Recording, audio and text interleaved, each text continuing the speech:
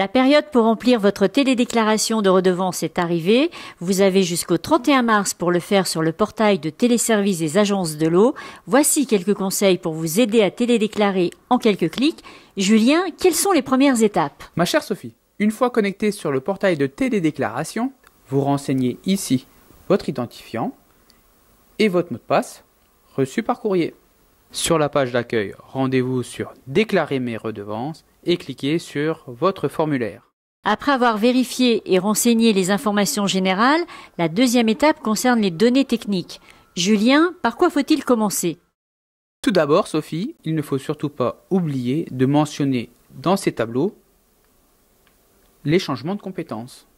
Et après, comment je remplis le tableau facturation de l'année N étant l'année de facturation? Comme vous le voyez, dans ce tableau, les taux par commune sont pré-remplis. Il vous reste à saisir les volumes facturés.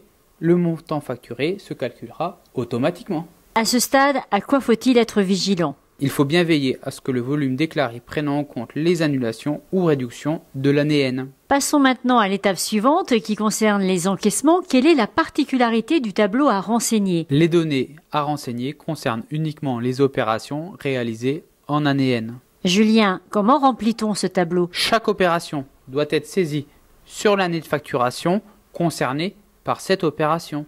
Est-ce qu'il y a une colonne sur laquelle on peut apporter une précision? Oui, pour la colonne montant encaissé, les collectivités doivent se référer à l'état Helios qui s'intitule Suivi des encaissements, l'EMA. Dernière étape des données techniques, le tableau de suivi des sommes restant dues qui, lui, est déjà renseigné.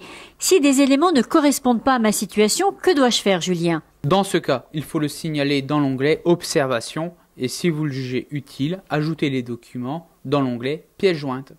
Julien, la télédéclaration est terminée, il ne me reste plus qu'à valider. Oui, valider et cela vaut signature électronique. À présent, nous vous attendons sur le portail des agences de l'eau pour télédéclarer d'ici au 31 mars.